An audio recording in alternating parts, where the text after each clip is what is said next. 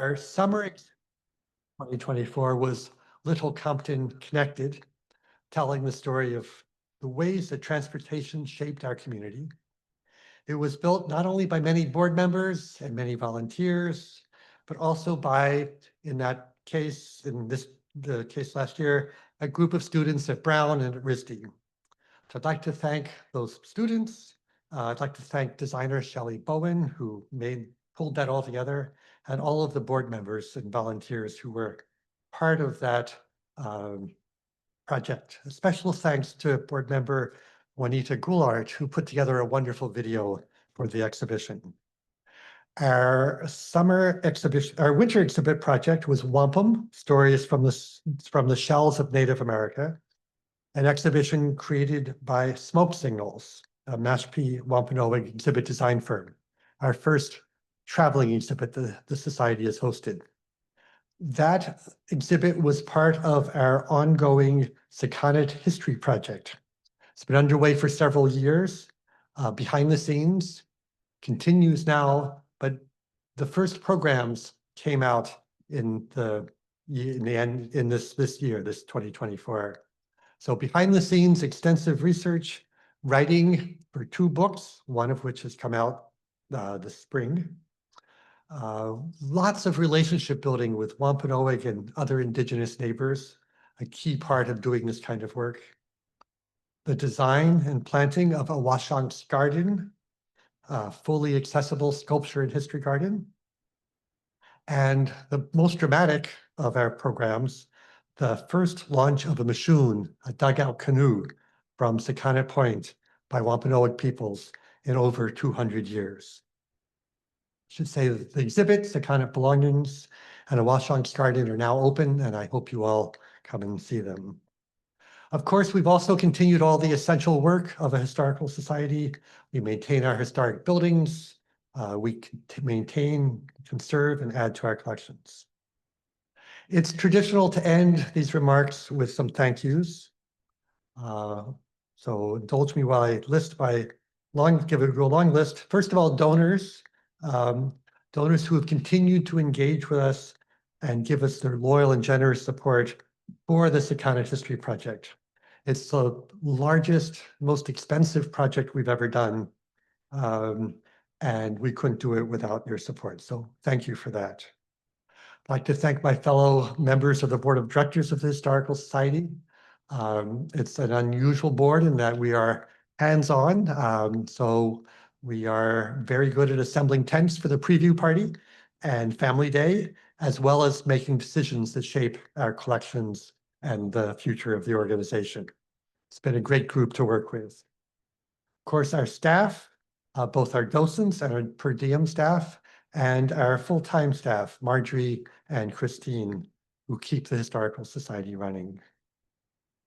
And especially this year, I'd like to thank the Wampanoag and Narragansett people who we've worked with, the artists, the culture keepers, the writers who have helped us, who have led us, who have given us their trust to tell their story, to help them tell their story. We've learned enormously from them, and we look forward to continuing to work with them. Finally, a thank you to all of our volunteers. As a small organization, we depend on volunteers. This year, we're going to do something a little bit different. For the first time, we're going to make a special recognition of 2 community members whose volunteer efforts in both 2024 and 25 have been remarkable, nothing less than exceptional.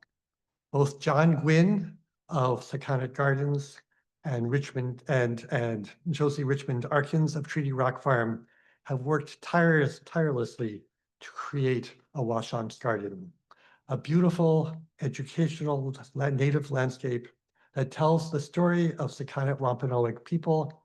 It's a permanent exhibit that will be at the Historical Society for many years. We hope you come and see it for yourself. It's certainly a magnificent accomplishment that we could not have done without John and Josie's volunteer efforts and the excellent work that they put into it. So we're going to recognize them with our first Outstanding Volunteer Award of the year. They're not here tonight, they couldn't make it, but we'll be giving them a small gift of wampum jewelry made by Sakonnet Wampanoag artist Jason Widless. We could have a round of applause for John and Joseph.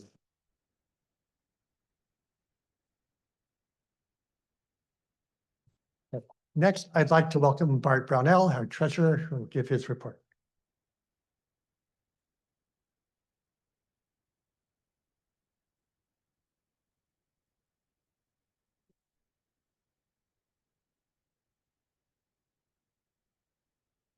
Well, I'm Bart Brownell, Treasurer of the Society, here to give you a brief overview of our financial results for 2024.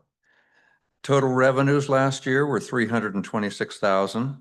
You provided the biggest part of that result. Little Compton individuals and family foundations wrote checks totaling over $185,000 in contributions. Membership fees added another $27,000.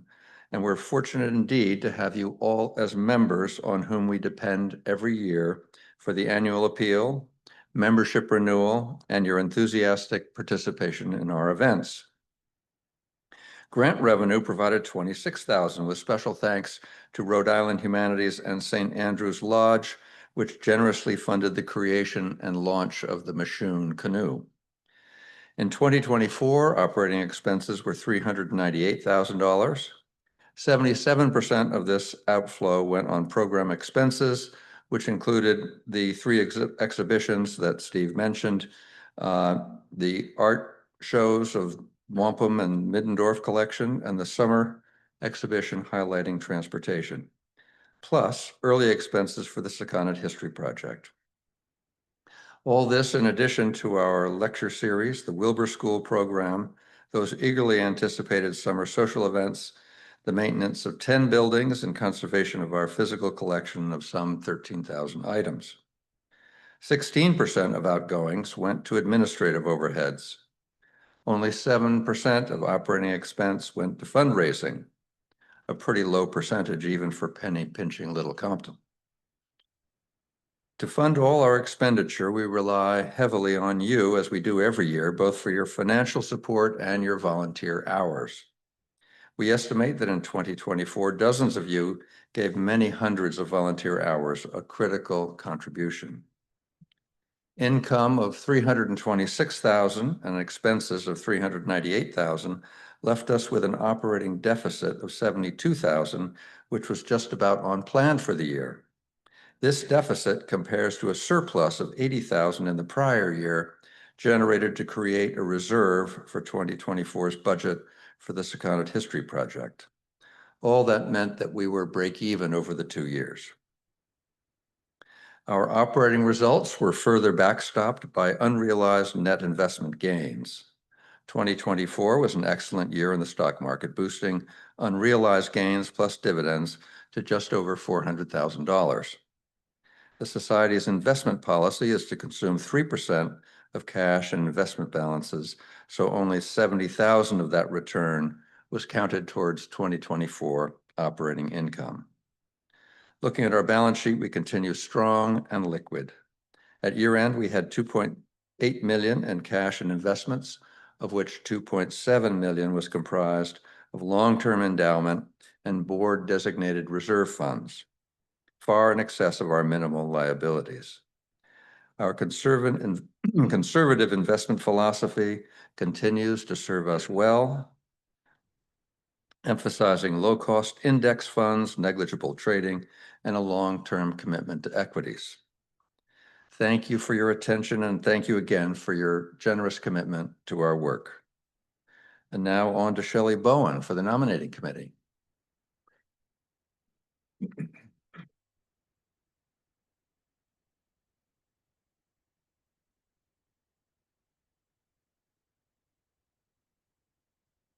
Thank you, Bart. As our bylaws state, one of the purposes of this evening's annual meeting is to elect our directors and officers of the board.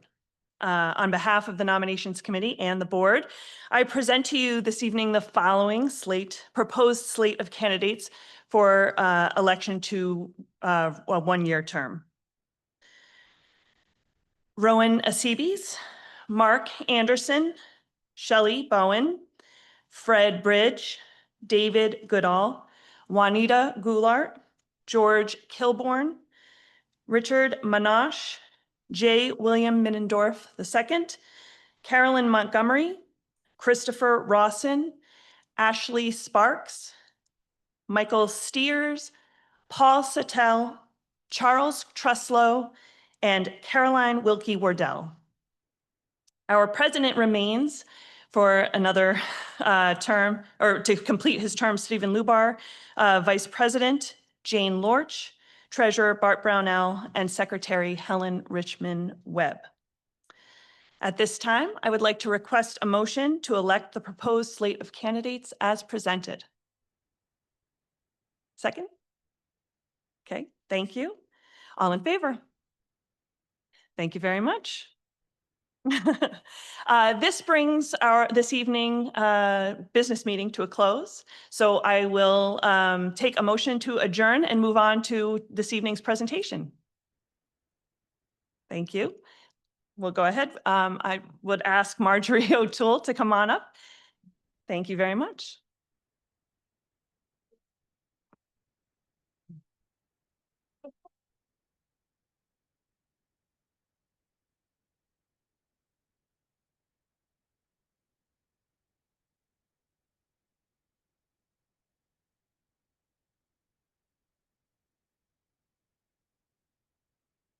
Good evening, everyone, and thank you all so much for being with us here this evening for what I think is an incredibly important part of Little Compton's history, Sakonnet's history, and very timely that this talk is taking place in the middle of our celebration, commemoration of the town's 350th birthday.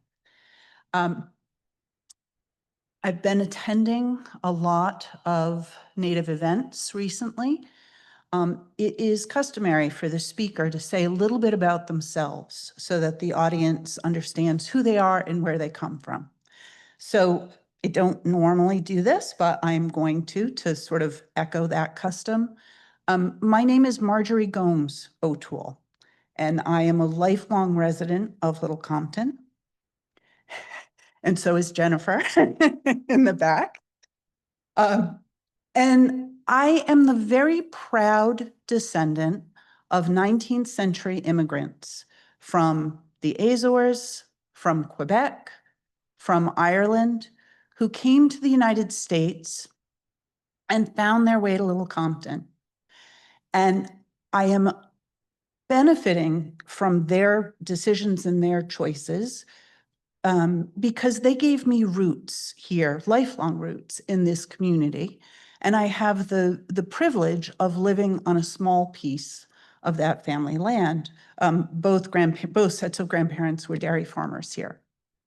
And so I live with my husband on a small piece of the Turcotte farm, raised my children here, and have the true privilege of having a wonderful job that allows me to study this wonderful place that we all share and excuse me, and we all love as my full-time job, to study it and to share what I learn with others.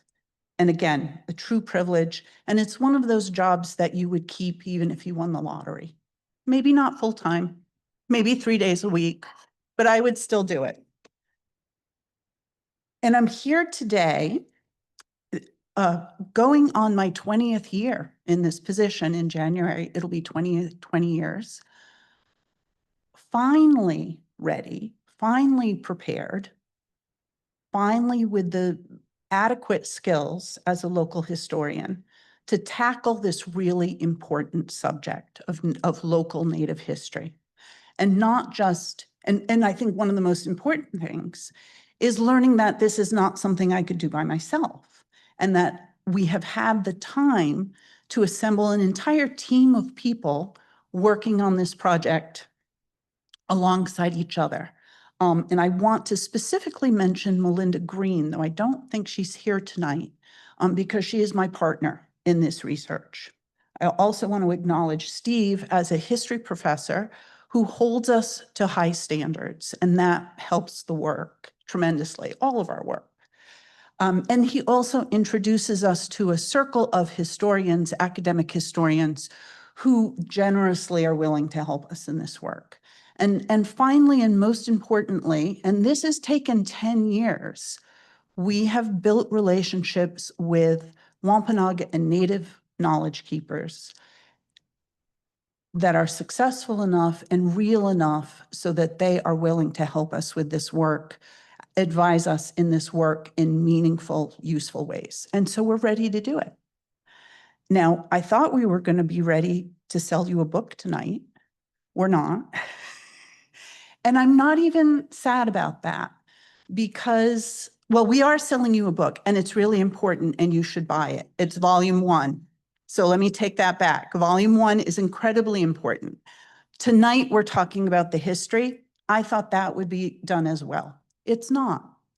And it's not done because it's too big and it's too complicated for us to have done a good job with it in the time that we allowed. And so we need to allow ourselves more time to do a high quality, appropriate, respectful job with this history. I'm not even going to promise when it's done. Maybe December, maybe the spring, but we're not going to finish it until it's ready. So eagerly await it and then purchase it and put it up next to volume 1 on your shelf. Volume 1 can be waiting for it. So a new history of the Sakonnet Wampanoag people. And I just want to take a moment to reflect on the word new. And I actually worried about including that word, and I talked it over with Steve. The history is not new, right? Whatever happened 1,000 years ago, 350 years ago, 200 years ago, that happened. It's not new, but it's a new interpretation of it. And what we hope is that with our 21st century understanding of things, that our interpretation is going to be more accurate and more respectful than what has been done in the past. And with the help of Wampanoag and Narragansett advisors actually contributing to what we're doing, it will definitely have a different flavor than what has been done in the past. So let's talk about Sakonnet. We are on Sakonnet land and we are within the Wampanoag Nation. Because of belongings that Sakonnet people have left behind, stone tools, metal tools, that have been found by contemporary people and are now either in private collection or in our personal collection, we know that people have lived at Sakonnet continuously for 13,000 years. In the winter, Kevin Smith, an archaeologist who's been working with us, gave a brilliant talk on what we have learned from those belongings. That talk is on our YouTube channel, and I strongly encourage you to look it up, find it online, and enjoy it. And in fact, maybe Christine can put a link to that on our webpage to make it easy for people. Kevin's point, and the point that I would just like to reiterate tonight, is that those 13,000 years were a time of change, a dynamic history, absolutely not status quo. The people living at Sakonnet lived very different lives at the beginning of those 13,000 years than they did at the end of those 13,000 years. And the most important change was sea level change. The sea level that the coastline that we know now did not appear until 4,000 years ago. Prior to that, the people living here would have primarily been a mile out to sea, living on land that is now 80 feet underwater. So dramatic change. And Kevin, does a brilliant job explaining all that. So please see his talk. our work, Melinda and my work, starts to come into play when there are documents to read. And from those documents written in the 1600s, we start to get a sense of what the 17th century Sakonnet landscape looked like. For about half a mile in from the coast, the land was cleared. It was meadow. And this is where the Sakonnet people would raise their crops in the summertime and have their summer homes, their summer weekews, close to the water so they could fish and gather shellfish, and close and in these cleared areas near the water where they would raise their crops. And many of you have heard this tradition, three sisters, corn, beans, and squash, also sunflowers, strawberries. Each family would have about an acre of land, and each family would have a small home, 6 or 8 people, and a summer weetu frame is now part of Awashonks garden. So if you want to come and see what they looked like, how big they were, what the sleeping platforms were like, come to the garden and you can see one here in Little Compton in Sakonnet.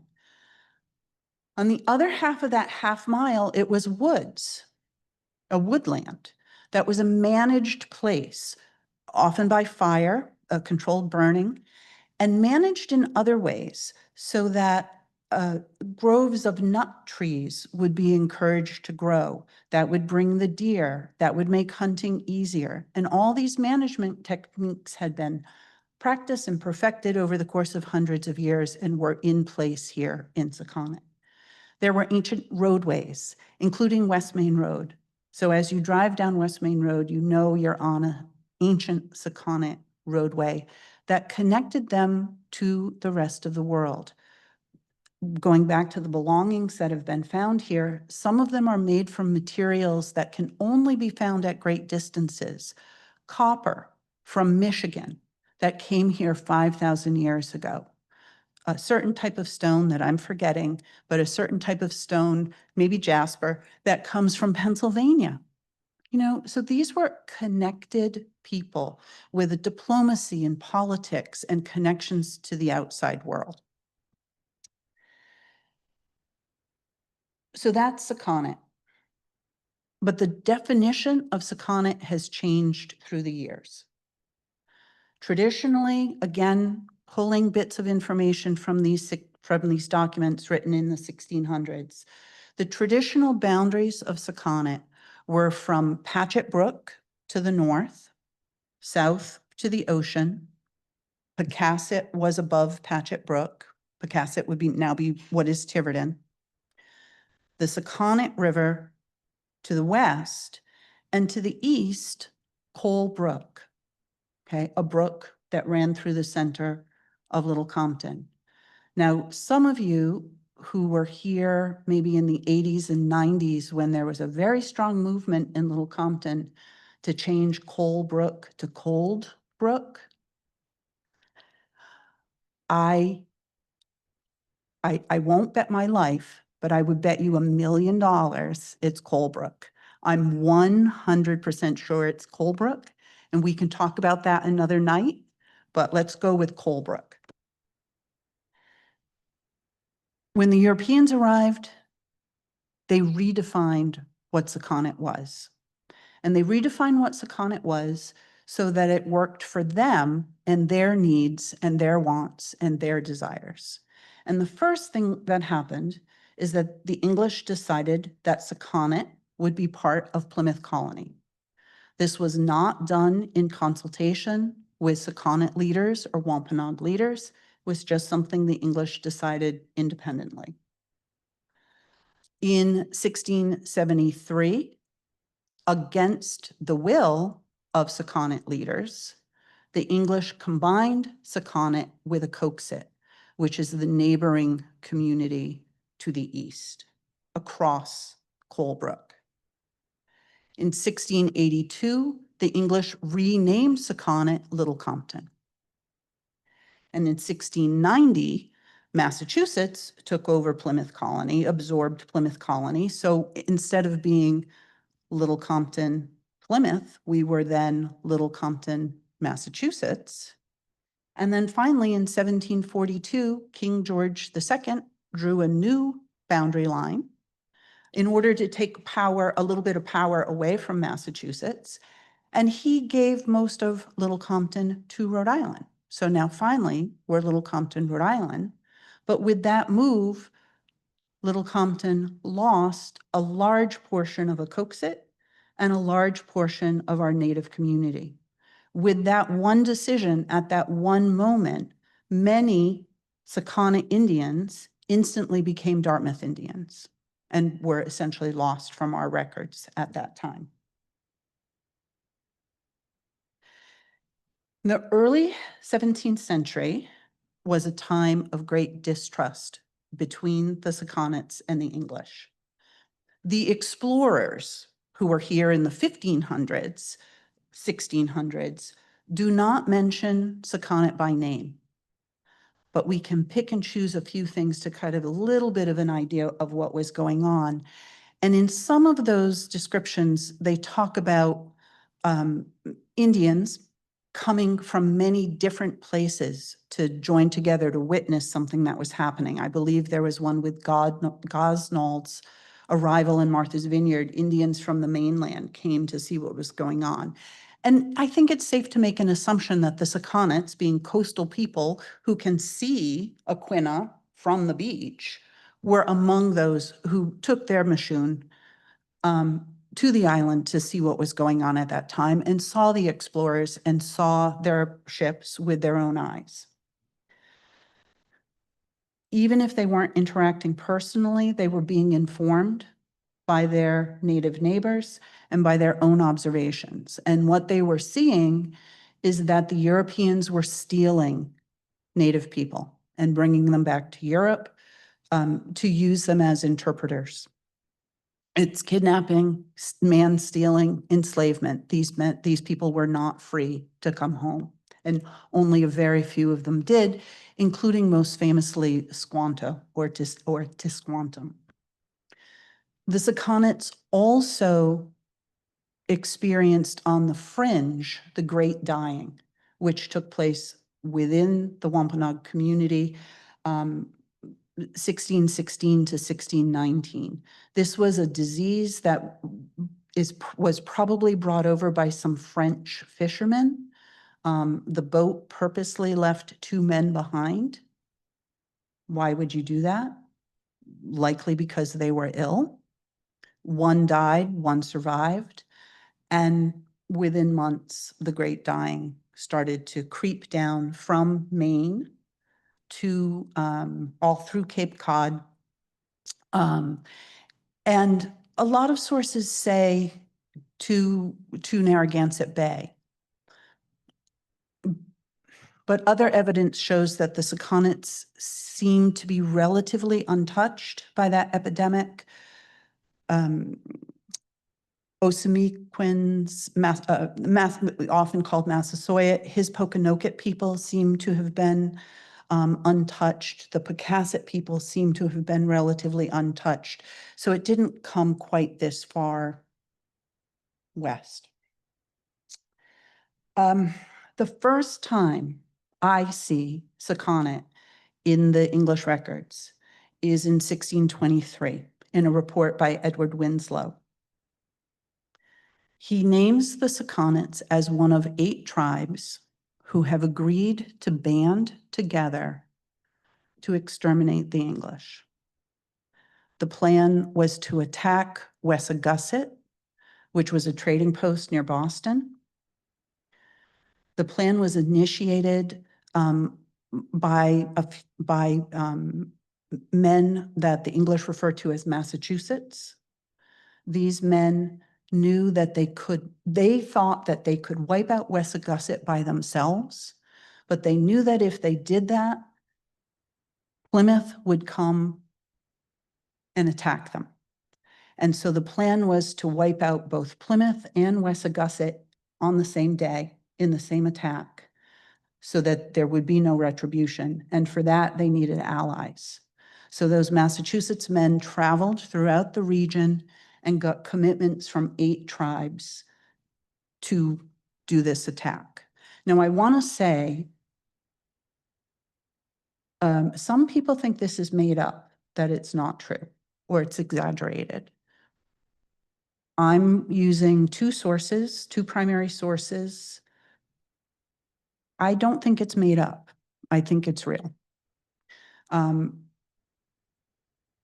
Sakonnets were one of the tribes willing to do it. Martha's Vineyard was one, the tribes on Martha's Vineyard were willing to do it. It was sort of the tribes not super connected politically to Osamequin at Pokanoket.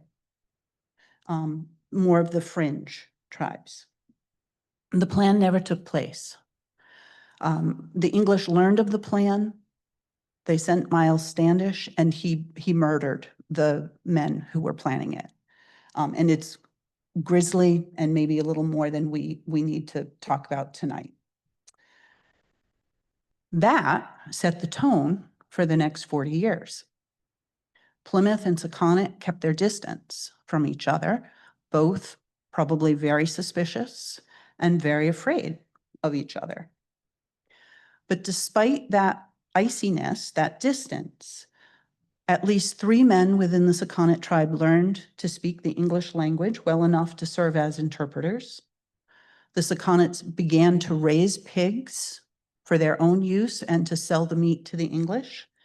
And the Sakonnets changed the way they thought about wampum, which is some coalhog shell beads, from a symbolic ceremonial ornamentation to more of a trade good. And that change was prompted by Europeans wanting to use wampum as a form of trade, as a form of currency. They also fell into debt.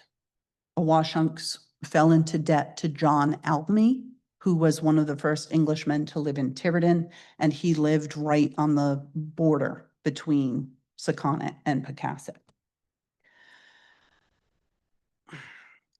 Next, in 1671, we see the English getting very nervous about stranger Indians gathering at King Philip's home in Pokanoket.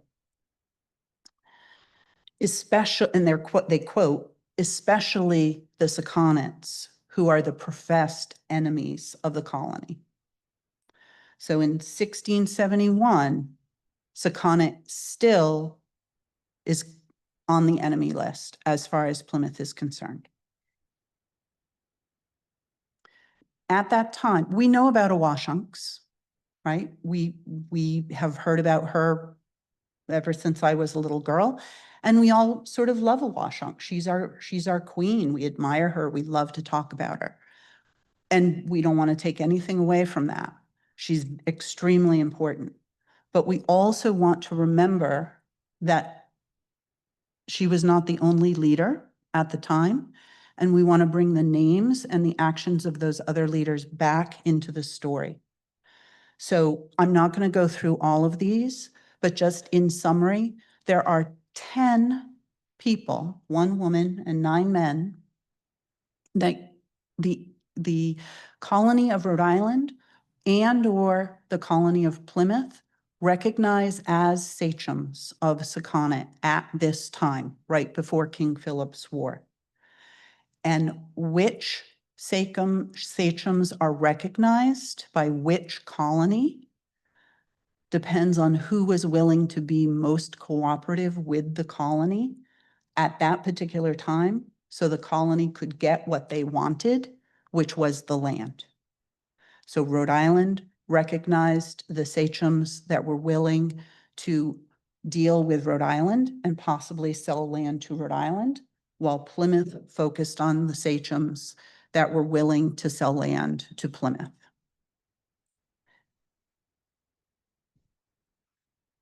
I'm not going to read these quotes. Maybe some of you who are fast readers can read them while I talk. We're going to spend a lot of time tonight about talking about the selling of Sakonnet, the purchasing of Sakonnet. It is fascinating to me, I hope at least mildly interesting to you. incredibly complicated. And I think it tells you a lot about the relationships between the Sakonnet people and the Europeans, the English desire for land, and will, just as it did for me, will very likely flip your understanding of what was long ago presented to me as just legal purchases of land into what was truly a very purposely thought out, strategic, coercive, deceptive land grab. I will say, for those of you who didn't have a chance to read it, the first historian says that of all the very bad deeds and land deals in New England, Little Comptons are the worst. And the second historian says that it was on purpose, purposely coercive, purposely disrespectful, purposely deceptive. All right, so this is a terrible slide, right? But they're also my notes. So this is how I can make sure that I say everything in order. And I will tell you that as I was putting all this information in order back in March, when I was working on this chapter, what kept shocking myself that my understanding of how things were was wrong because I had things out of order. But if you put things in order, it tells a very different story. First and foremost, the person that we often refer to as Massasoit, whose name was Osamequin, and he was called the chief sachem by Plymouth. Plymouth thought he had control over the Sakonnets. That may or may not be true, but his level of control was not complete, certainly. In 1652, Osamequin and his son Wamsutta sell Sakonnet to Plymouth. 1661, Plymouth Colony tells their former indentured servants, so Englishmen who had come over from England as indentured servants and worked for the Plymouth families and had completed their indenture, which was usually 7 years. They now, as part of completing their indenture contract, they now had the right to purchase land from the Indians at Sakonnet if the Indians would sell. And if the Indians wouldn't sell, then they could look elsewhere for their land. So that's 61.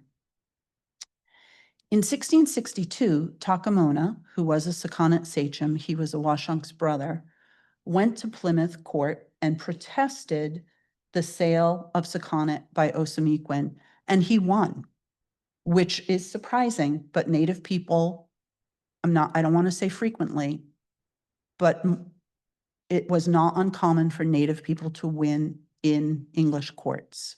There seems to be some level of justice there sometimes. So now Awashonks and Takamona have control of their homelands again, that sale has been overturned. And they refuse to sell to the proprietors. And a decade passes and the proprietors keep trying, and Plymouth keep trying to buy this land, and Awashonks and Takamona are not budging. And so Plymouth does something different. They start to do something different. They start to reach out to Mamanuah, who is the sachem next door in Acoaxet, and they start to say, hey, Mamanuah, aren't you actually the sachem of Sakonnet too? We think you might be. And eventually that happens. And we'll talk more about that in a minute. But in the meantime, some Sakonnets are going to see Philip. The English are nervous. This is where the English say that the Sakonnets are the professed enemies of Plymouth, and they force Awashonks to sign a submission agreement to Plymouth, and they take her guns away. She won't sign. She refuses to sign. This is very upsetting to Plymouth. and they gather an army of English soldiers. And I want to say Taunton, that may be wrong, but these men, 100 English soldiers, are gathered, poised to attack Sakonnet if Awashonks does not sign the agreement by a certain day. And she signs at the 11th hour under this duress, under this threat of imminent military attack in order to prevent her people from being attacked. So under duress, she signs this agreement.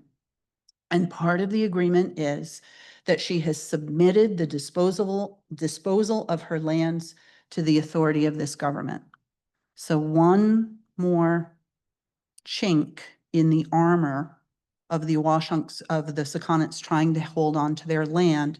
Plymouth has gotten this far, that she signed an agreement that Plymouth can dispose of her land. And she's fined £50 that she really can't pay. A year later, she's in debt for reasons we don't really understand to John Almy in Tiverton. This is very specific, this debt. She's required to pay in the building of stone walls and in pork and in wampum. And if she cannot pay, here's the first mortgage. If she cannot pay, she's going to lose a chunk of land on the boundary between Sakonnet and Acoaxet. And honestly, it's not clear if she paid or not. And it's not clear if Plymouth got that land or not. I can't tell if it's Little Compton or Tiverton. It's right on the boundary. With Mamanuah starting to think about being the sachem of Sakonnet, and Awashonks and Takamona saying, we're still the sachems of Sakonnet, they call them controversies between the two tribes. And Plymouth asks Philip, King Philip, to step in and intervene and make decisions about who really owns land in Sakonnet. And Philip wants nothing to do with this, and he complains about it later, and we'll talk about that.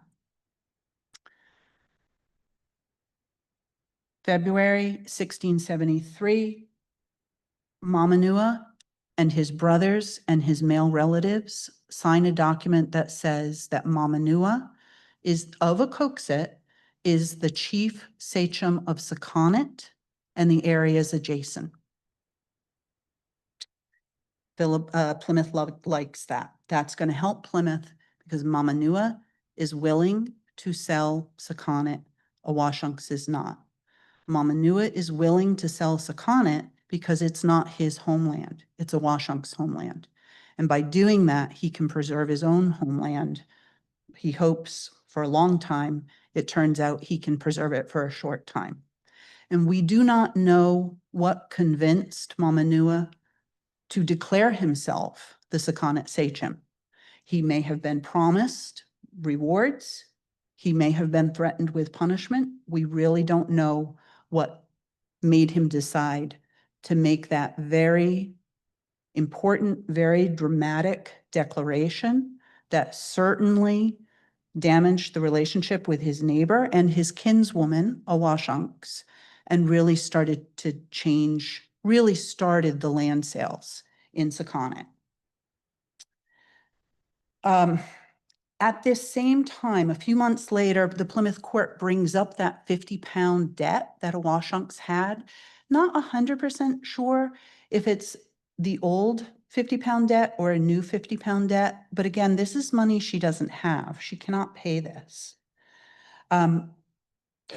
Shortly later, Plymouth meets and they say that, okay, even though Mamanuah is the chief sachem, we've had time to think about it, and we agree that Awashonks and Takamona do have some rights there, and we should probably reserve some land for them too. So now, this is a major shift in thinking.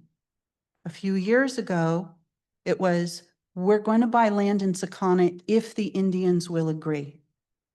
Now, the thinking in Plymouth is, we've got this.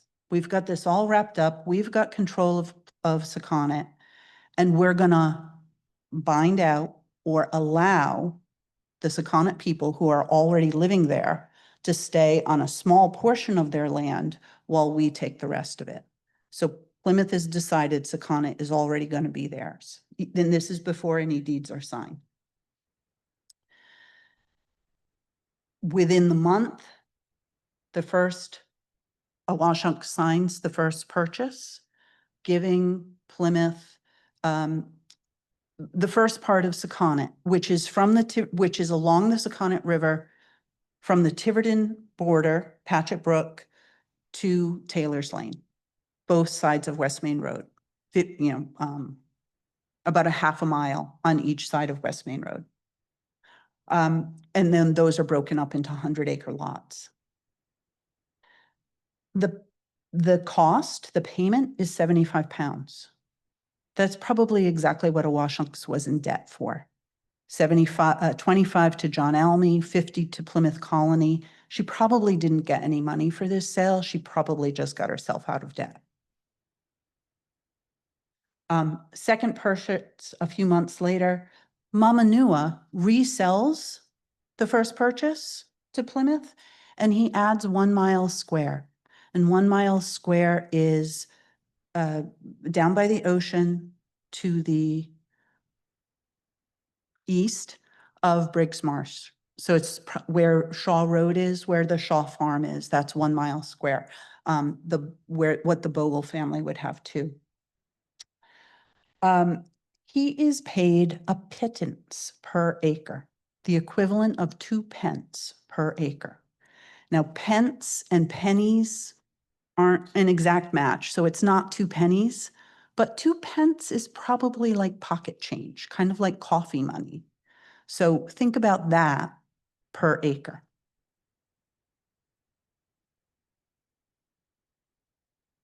Okay. Awashonks is furious. She has her men grab Mamanuah, they tie him up and they beat him.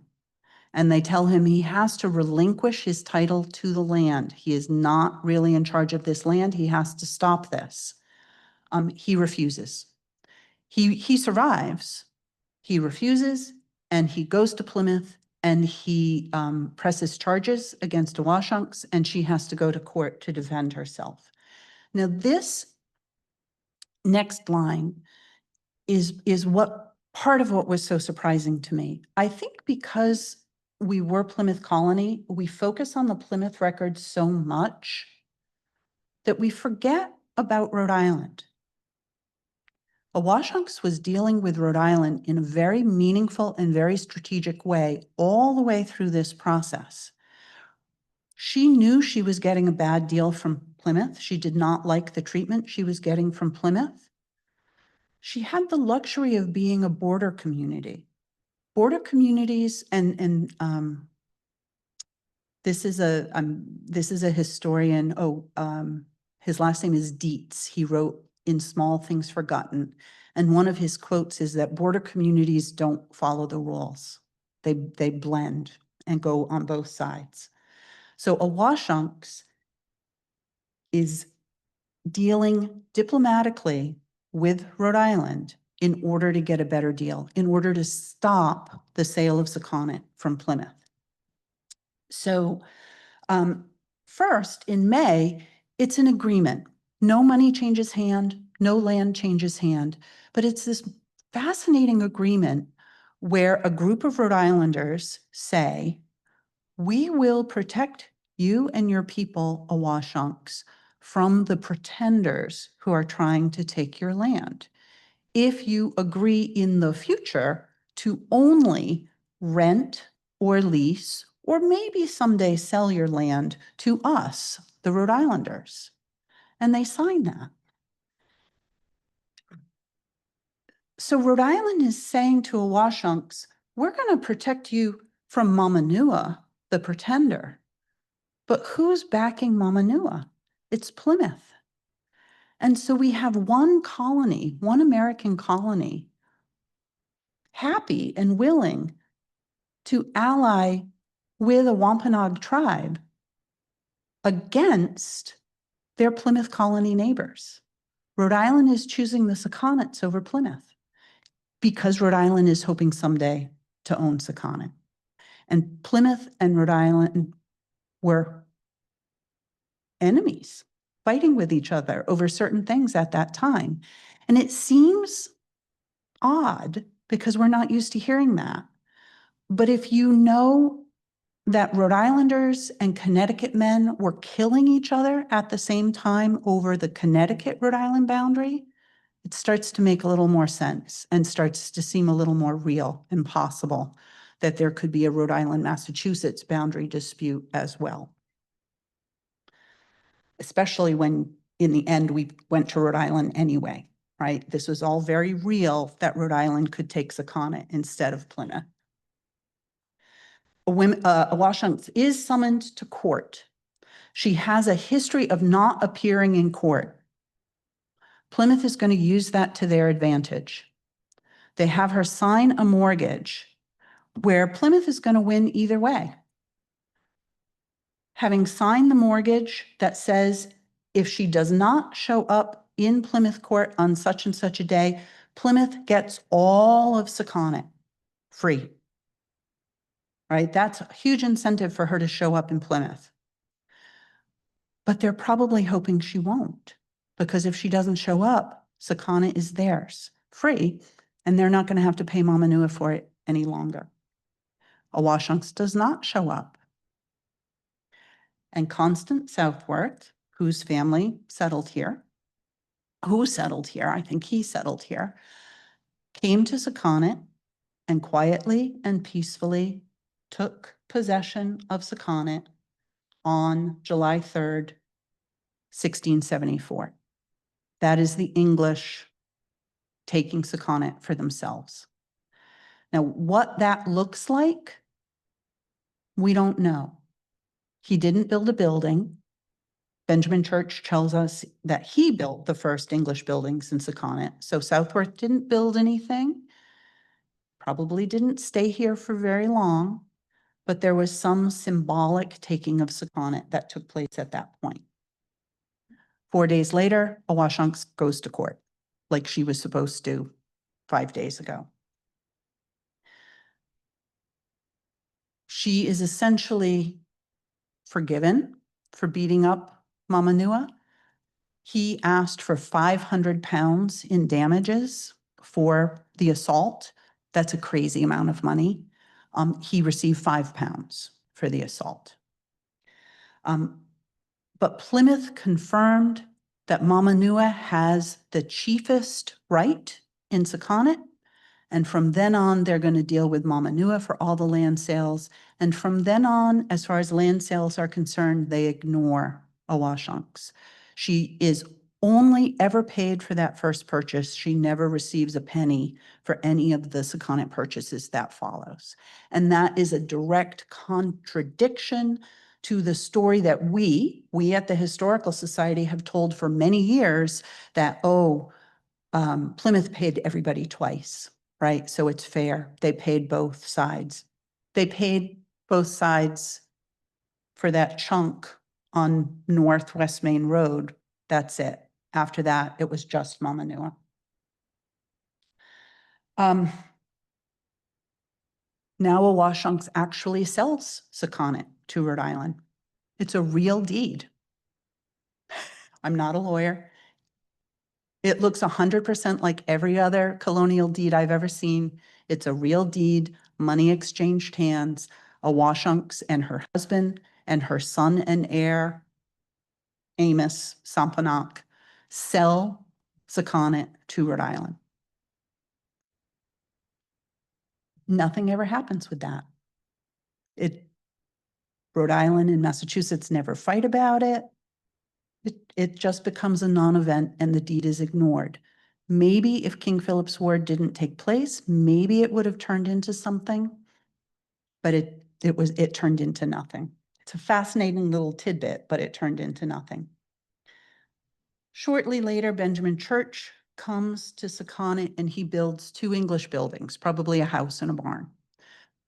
We've called Benjamin Church Little Compton's first English settler.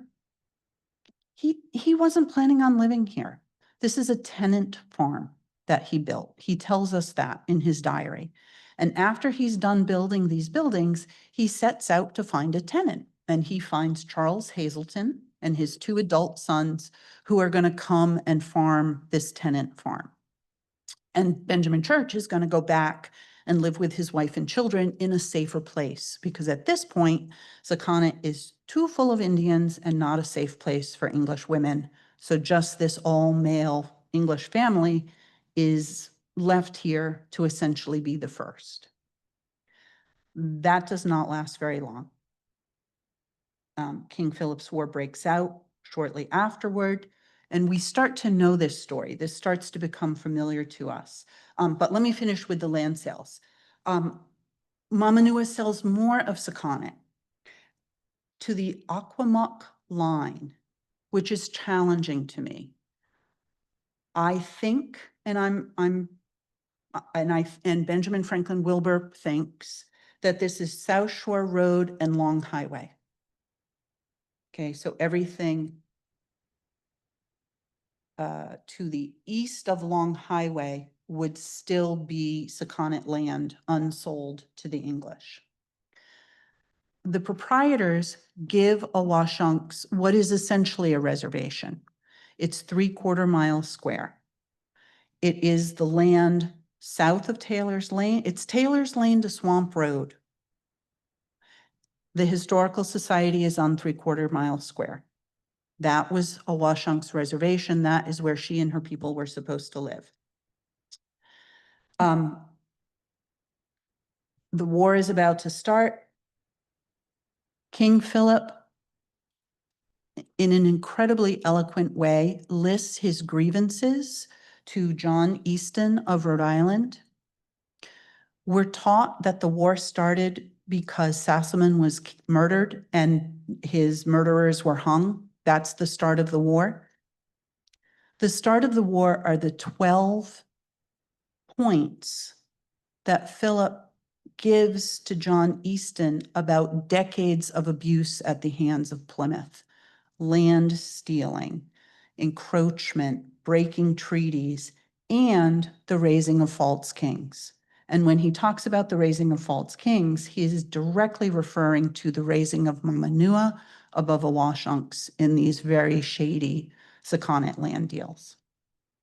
Okay, so I have talked too long about land, and I want to try to be respectful of your time.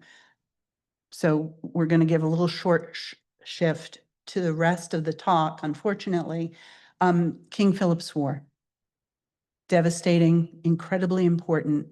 It's a part of the history many of us know because we might be familiar with Benjamin Church's diary, or people talk about this and write about this a lot. The new information, the thing to keep in mind, it is very wrong to think about the Sakonnets as a whole, acting as a whole during the war. They were broken into groups, and each group did a different thing. Awashonks originally agreed to join church. That didn't happen at first. She tried to stay out of the war. She tried to avoid it. Her brother Takamona, on the other hand, joined Philip and fought against the English. A man that we know very little about, Sakonnet, is the first Sakonnet to gather his men and join Philip and fight against the English. And Mamanuah allied with the English right from the start, and his men were part of Benjamin Church's company for the entirety of the war. We know about Pease Field in Tiverton. What we might not know is that in the summer of 1675, the English came and burned every home in Sakonnet. The Sakonnets were homeless. They hid in the swamps. They got in their canoes. They went to Aquidneck Island and asked to be taken in to Aquidneck Island. The English on the island turned them away.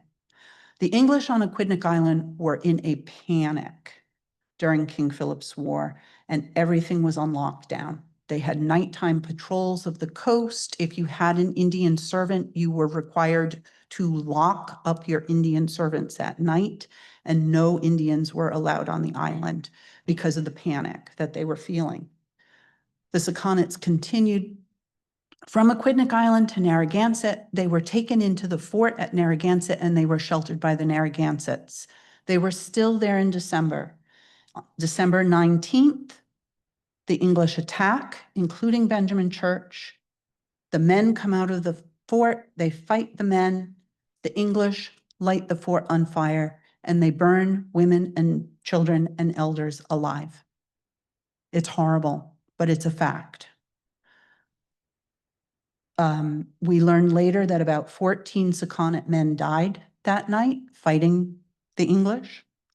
A number of Sakonnets survived and escaped. And this amazes me that you could escape from a situation like this. But the Narragansett survivors and the Sakonnet survivors went north and spent the winter near Wachusett Mountain. And if you read Mary Rowlandson's account of her capture, living as Weetamu's servant during those months, you get a sense of what life in those camps was like. Near starvation, but nobody starved. They ate survival food. The English captives were expected to do hard labor, but they were not harmed. They were fed, they survived, and they were allowed to move from camp to camp to visit their relatives who were captured in different camps. So Mary Rowlandson talks about Weetamu's camp. Sakonnet's, the Awashonks camp was probably nearby and probably similar. They came home. We have the famous Treaty Rock. Awashonks agreed to join Church and fight at Treaty Rock to protect her women and children from enslavement. Church begins the talk with "Remember the Pequots." In 1636, the Pequots had been attacked in their fort, burned alive, and the captives sold into slavery. This is a very thinly veiled threat by Church that the Sakonnets have a choice to join him and survive, or to not join him and to be treated like the Pequots were treated in the past. The Pequots at this point were now English allies, and that's the other part of Church's message. If you join with us, you're going to survive. Awashonks agreed. Awashonks men fought in the war for a tiny little time, maybe a month. And in that month, they captured Philip and they captured his chief advisor, Anawan, and that essentially ended the war. Plymouth holds Awashonks responsible for the actions of all the Sakonnets. They're angry at her, and they strip away her right to live at 3/4 Mile Square, and she is landless. After the war, I'm gonna end with this slide, and I'm just gonna summarize, because again, I want to be respectful of your time. After the war, life is completely different in Sakonnet. It's a time of land loss. The Sakonnets have no more land. In a fascinating twist, it's a time of land ownership for Mamanuah's people. Mamanuah preserved his land by selling Awashonks' land. Now he gives his land to individuals in his tribe who own land with English deeds. So 50 Acoaxet people, who we're now supposed to call Sakonnet people, owned land in Acoaxet with an English deed. And that allowed them to live here and stay here on their own land for several decades, 50 or 60 years. The pressure to sell was tremendous, and eventually, one after another, they would sell to the English. Required military service. At Treaty Rock, Church got the Sakonnets' promise not just that they would fight in this war, but they would fight whenever they were needed. Other historians, Margaret Ellen Newell and Lisa Brooks, refer to Sakonnet as a labor camp, an Indian labor camp, where prominent English men could come and essentially insist that Sakonnet men do dangerous work, like military service, or in one case that's really well documented, go to the Caribbean and work as a salvage diver to bring things up from the bottom of the ocean. We as a community have talked about slavery and indenture and servitude quite a lot in the past. Local Wampanoag people were enslaved for life after King Philip's War. Benjamin Church was the official enslaver of Plymouth Colony. Indian captives, Indian surrenderers would go to Benjamin Church and he would decide their fate. Would they be enslaved for a term, which is like 12 years, kind of like an indenture, or would they be enslaved for life? And it depended on their actions during the war and their actions of their family members during the war. Many Sakonnet people were indentured, either voluntarily because it was the only work they could get, working for English families, or ordered into indenture by the town council, and then they had no choice. They had to fulfill those contracts. Little Compton became a place Sakonnet people did not want to live. When the English arrived, it became a bad place in the minds of the Sakonnet people who lived here. And that's a very hard thing for me to say, and it's a very hard thing for a primarily European audience to hear. But the English made Sakonnet a bad place for the Sakonnet people to live, and so they left. Slowly, over time, certainly not all at once, and they went everywhere in the region. They went to Bristol, they went to Tiverton, they went to Mashpee, New Bedford, Martha's Vineyard. And so the descendants of the Sakonnet people are now living among those communities today. Some may know they have Sakonnet ancestry, others do not. They just know that they're a part of those Native communities. But today the Sakonnets are no longer an active Native community, either within Little Compton or elsewhere. There is no Sakonnet tribe, there is no Sakonnet community. But there are Wampanoag people. And these Wampanoag people, whether they have Sakonnet ancestry or not, have persisted and thrived and are bringing back their elements of culture that they never really lost. They were suppressed sometimes, but they've come back. And they are sharing those things with us. And sometimes now they're coming to Sakonnet and they're doing their ceremonies and their traditional crafts and practices here back on Sakonnet land. And as one of our collaborators, Jonathan James Perry, has said, they're reconnecting with Sakonnet. And assisting that reconnection, aiding that reconnection, I think is some of the best work that the Historical Society can be doing. And I hope that our supporters will join us in continuing. So I am going to end there, and I have gone a little over and I'm sorry, but I am more than happy to answer or to try and answer any questions that you may have. I also want to mention we have lovely refreshments downstairs and we have book sales downstairs.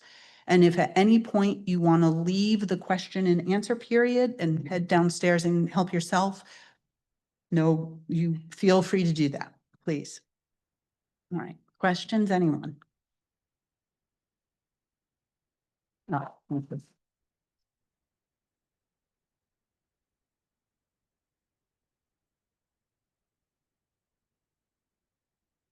Yes.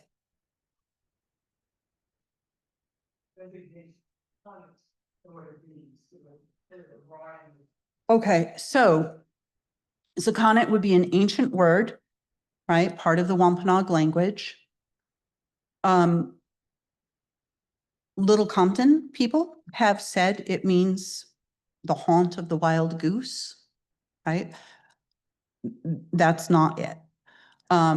There is a Wampanoag language reclamation project that is working on bringing back the Wampanoag language and interpreting some of those words.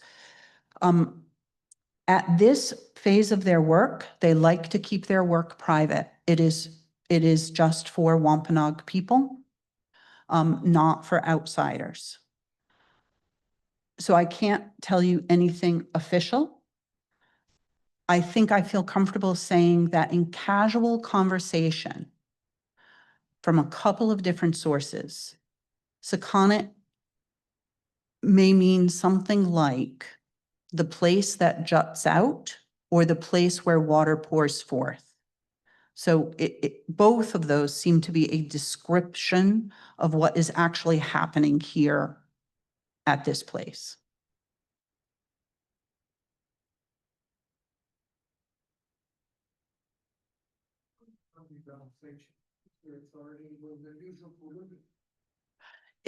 It was more common than we are led to believe for women to become sachems. And part of Awashonks' charm is that she is sort of presented as unique, right? Ooh, the female sachem. In reality, there were 5 or 6 documented women who were sachems during Awashonks' lifetime. Right next door, Weetamoo was a female sachem. There are others, because they're more distant, I'm not super familiar with their history, so I'm going to be rough with my description of them. One was simply referred to as the Old Queen. I believe Quiapin's wife was considered a sachem. In this area, we're talking about 5, I'm going to say about 5 recognized female leaders. So my understanding is that as a matrilineal society, and the Wampanoag people still consider themselves to be continuously a matrilineal society, absolutely normal for women to be leaders. You inherit your sachem status from your parents, mother or father, but it also depends on merit. And if the community does not think you're a good leader, they're not going to follow you. And my apologies to any Wampanoag people who see this video at some point and, I've got it all wrong, but that is my understanding. Combination of inheritance and ability. You govern, you don't even govern, you steward by consent of the community. Yes.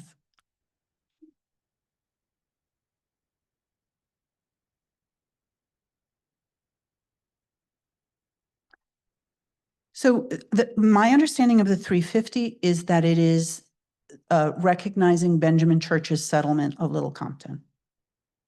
The first English settlement in Little Compton. Benjamin Church's house was burned during the war, and the next English people to come did not arrive until 1677.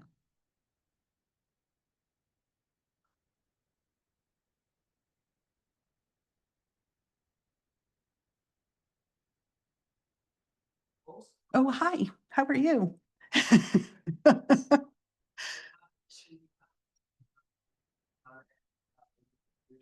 So in different years, yes.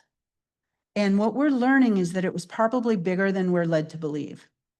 I'm going back to this wonderful map, and I know it's hard to see, but if you look at the very bottom center of the map, that's Sakonnets, 6 miles by 6 miles.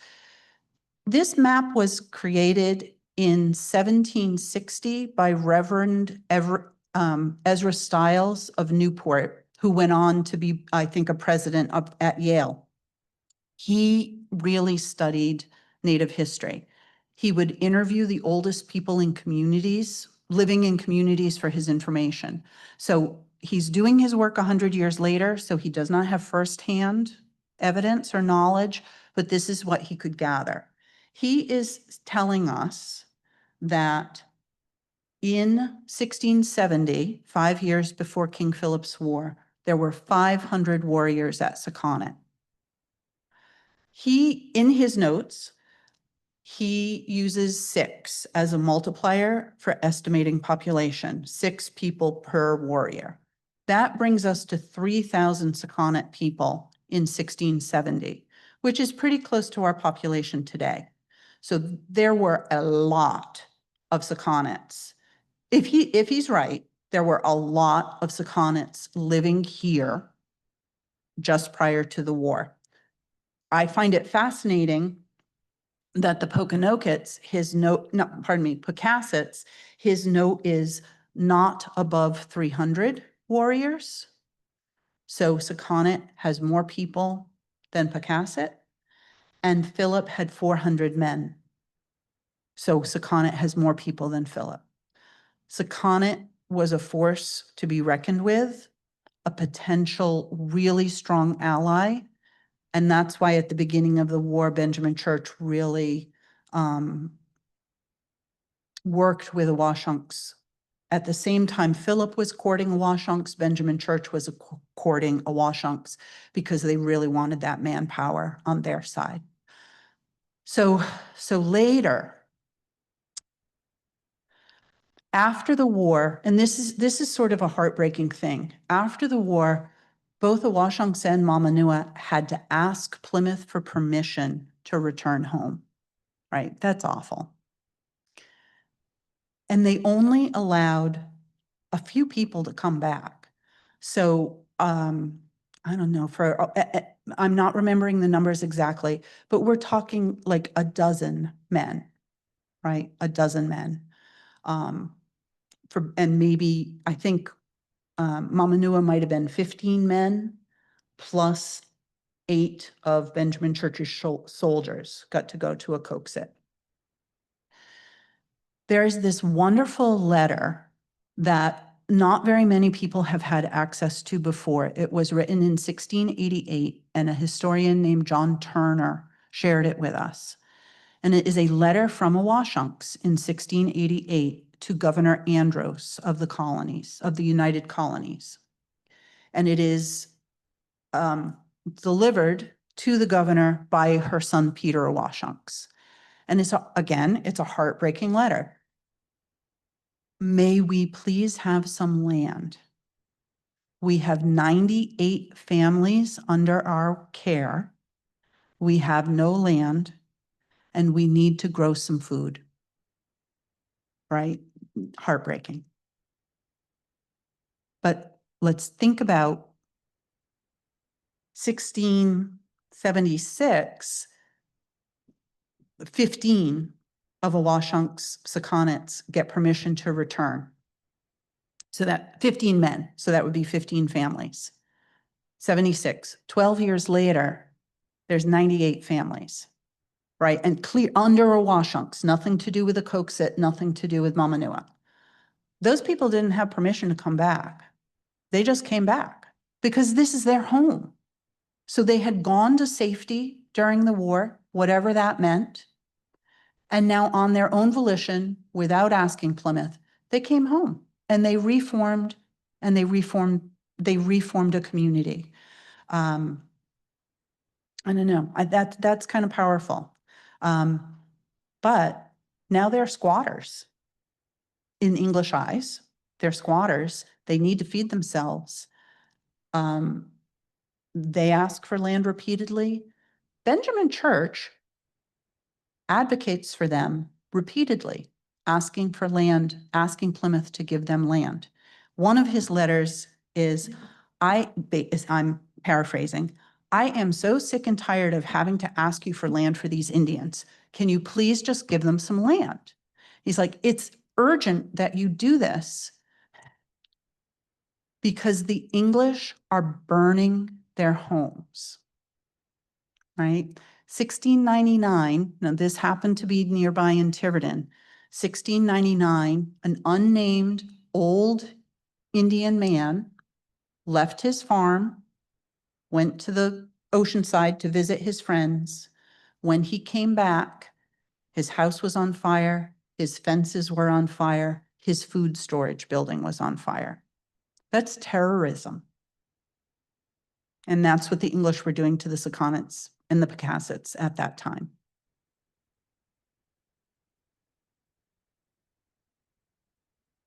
So it's not a pretty story. But we have to hear it and understand it. And I think it helps us understand the hurt and the trauma that Native people still experience today.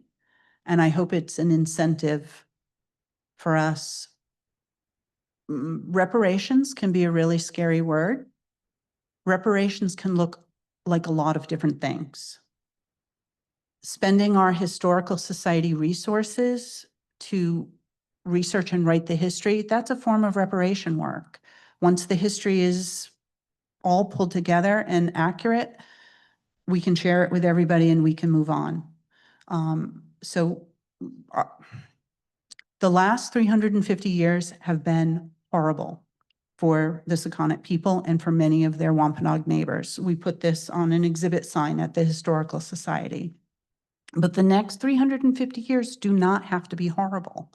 And to a certain extent, it is within our control about what happens during those years. And I think that working together and working with our Native neighbors, our Indigenous neighbors, I think we can make it better. Good, thank you.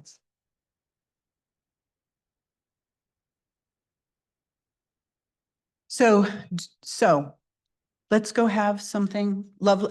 This is the first time in 19 years I have not been in charge of the refreshments.